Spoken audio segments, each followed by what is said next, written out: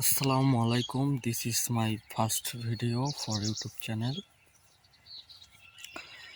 আজকে আপনাদের দেখাবো আমাদের মরিচ ক্ষেত, বিস্তৃত মরিচ ক্ষেত। এইখানে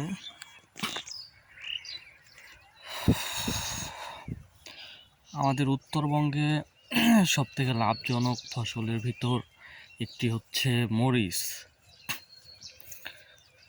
এই মরিচকে নিয়ে আজকে আমার এই ফার্স্ট ভিডিও। এটা হচ্ছে আমাদের মরিচ ক্ষেত। দেখেন,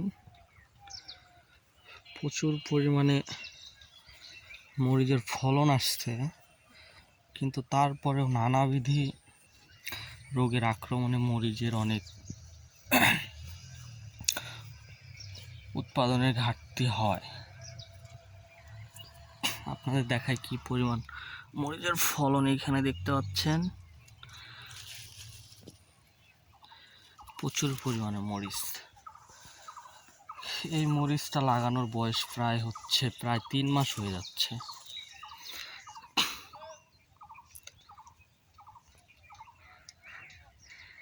প্রায় 3 মাস হচ্ছে এই মরিচটা লাগানোর। এখনো প্রচুর পরিমাণে ফলন আছে, আবার মরিচ পাকতেও শুরু করে দিচ্ছে।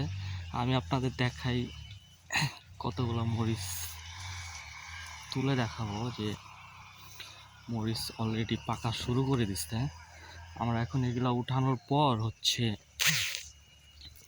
এগুলা রোদে দিব। রোদে শুকানোর পর আমরা বিক্রি করার জন্য উপযুক্ত ভাবে তৈরি করব। দেখেন মরিচের যে কালার, অলরেডি মরিচ পাকা ধরে গেছে।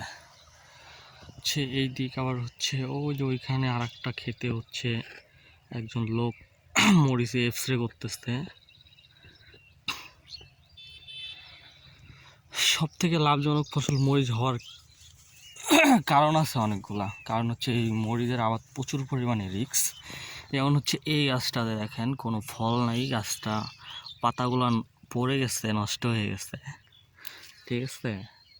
আবার আর একটা রোগ দেখাই আপনাদের, ওইটা যে পাতা কোঁকড়ানো। হ্যাঁ, পাতা কুকড়ে যাবে, ফুলগুলো আসবে না, লাল হয়ে পড়ে যাবে, ঝরে যাবে সব ফুল।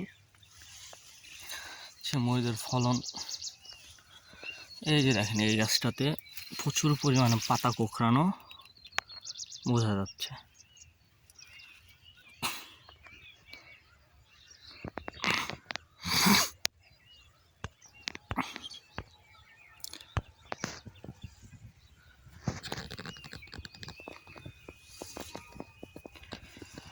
আজকে আপনাদের অনেকগুলা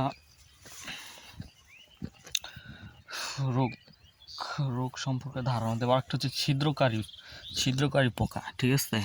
এই যেটা মরিচ ছিদ্র করবে পোকায়, সেই মরিচটা ঝরে পড়ে যাবে।